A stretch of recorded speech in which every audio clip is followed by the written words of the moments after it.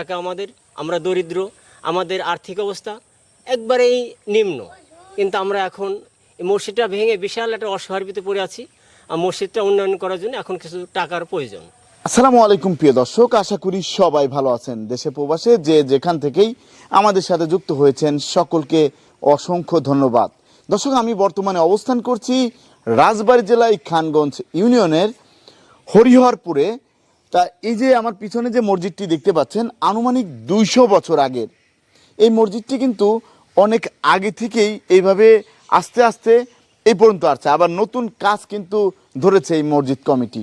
তা এখানে কেমন করে কি ছিল আগে, এটা হচ্ছে একটা গ্রামের মধ্যে। আর এই মসজিদটার কিছু অনুদান দরকার কাজের জন্য, যেহেতু এই মসজিদটি ভেঙে আবার নতুন করে করতেছে। আর এর ইতিহাসটা কি ছিল, আমরা এখানে যারা আছেন দায়িত্ববান তাদের সাথেই কথা বলবো। আসসালামু আলাইকুম। ওয়ালাইকুম আসসালাম রহমতুল্লাহ। কেমন আছেন? আলহামদুলিল্লাহ, আল্লাহ ভালোই রেখেছে। এই যে মসজিদটি আপনার পিছনে আমরা দেখতে পাচ্ছি, এই মসজিদটি কতদিন আগের? খানগঞ্জ হরিহরপুরের ইতিহাসটা হলো যে এখানে অনেক আগে শাহ সুলতান রহমতুল্লাহ আলাইহি উনি এসেছিলেন। উনি ওনার মারফত এখানে জমিদার রাজা হরিহর নামে প্রচারিত এক ব্যক্তি ছিলেন। ওনার শাসনে ছিল এই এলাকা। তারপরে শাহ সুলতান রহমতুল্লাহ আলাইহি উনি এসে এখানে ইসলাম প্রচার করেন এবং সেই থেকে ওনারাই এখানে অতি প্রথম মসজিদ নির্মাণ করেন। এই মসজিদটি আমাদের পূর্বপুরুষেরা নামাজ পড়ছে, তাতে আনুমানিক 200 বছরের হবে পুরনো। 200 বছর পুরনো হবে। জি জি। তা এই যে আপনার বয়সটা কেমন হবে আনুমানিক? আমার বয়সটা 60-এর কোটায় ধরেন। 60-এর করে আপনি এই 60 বছর যাবত কেমন কি দেখেছেন? 60 বছরে আমি পূর্বে দেখেছি এখানে তালাই দিয়ে বেড়া দেওয়া ছিল, উপরে টিন ছিল। তারপরে এখানে চতুর্পাশে পাঁচি করে উপরে টিন দিয়ে তারপরে মসজিদে নামাজ আদায় করতাম। এখন বর্তমানে ভাঙি চুরে নিছি, এটা এখন অনুদানের অপেক্ষায় আছে। যদি কোনো সহৃদয়বাদ থাকেন তাহলে দয়া করে আমাদেরকে একটু অনুদান প্রদান করবেন। জি জি। এখানে কিছু এই একবারে গ্রামের মধ্যে তো আপনাদের এই মসজিদটি? আমাদের একটা গ্রামে, একবারে গ্রামের মধ্যে। তাই এই যদি কেউ আসতে চায় আপনার ঠিকানাটা একটু বলবেন। ঠিকানাটা আমার ছোট ভাই বলে দেবে পরে। জি জি জি।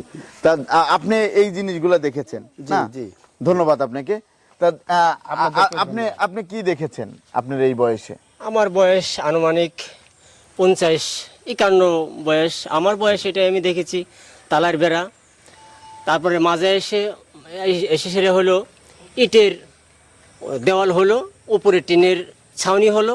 টিনগুলি ভেঙে চুরে যাওয়ার পরে বৃষ্টি পানি পড়ে, অনেক কষ্টে নামাজ পড়ি, অনেক কষ্টে নামাজ হয় এখানে। গ্রামের মানুষ সবাই একটা উদ্যোগ নিল, আমরা মসজিদটা ভেঙে আপাতত দেখা যাক কিছু করতে পারি কিনা। কিন্তু আমরা দরিদ্র এলাকা, আমরা দরিদ্র, আমাদের আর্থিক অবস্থা একবারেই নিম্ন, কিন্তু আমরা এখন এই মসজিদটা ভেঙে বিশাল একটা অসহায়ের ভিতরে পড়ে আছি। আর মসজিদটা উন্নয়ন করার জন্য এখন কিছু টাকার প্রয়োজন। জি জি, ধন্যবাদ আপনাকে। তা আপনার এই বয়সে কি দেখেছেন? আপনার বয়সটা কত? আমার বয়স 40 পার হয়েছে। জি জি জি। আমার বয়সে দেখেছি, আমি তালার বেড়া দেখি নাই, এমনি টিনের বেড়া দেখেছি। টিনের বেড়া থেকে এই সাইডে ওয়াল হয়েছে, ওয়ালের উপর টিনের ছাদ, ওই এর ভিতরে নামাজ কালাম পড়েছি। এখন এই টিনের ছাদ ওই ফেলে দিয়ে এখন আমরা নতুন কাজ শুরু করছি মসজিদ উন্নয়নের জন্য। ধন্যবাদ আপনাকে। তা এখানে আমরা ভাইয়ের সাথে কথা। ভাইজান, আপনার বয়সটা কত? আসসালামু আলাইকুম। ওয়ালাইকুম আসসালাম। আমার বয়স আনুমানিক 40-43 হবে। জি জি জি। এই 40-43 বছরের মধ্যে আমি এই মসজিদটা আগে দেখেছি টিনের বেড়া, তখনও জিরোজন্য অবস্থায় ছিল, উপরে ছাউনি ছিল টিনের। পরে এই মসজিদের একজন একটা জায়গা দিয়েছিল ওই মাঠের মধ্যে, ওই জায়গাটা বিক্রি করার পর এই মসজিদটা মোটামুটি চারপাশে ওয়াল করে করা হয়েছিল।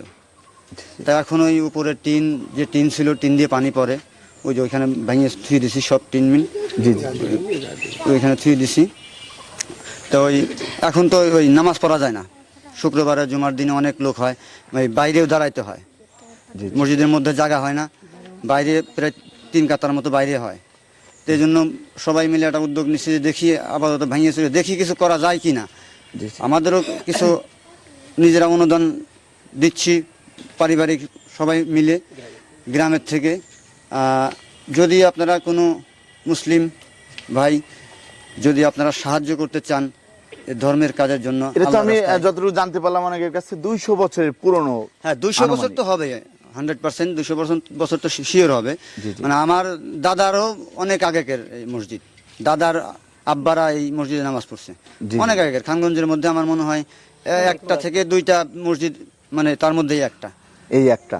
এখন এই যে আপনার সাথে কিভাবে যোগাযোগ করবে যদি মোবাইল নাম্বারটা বলতেন?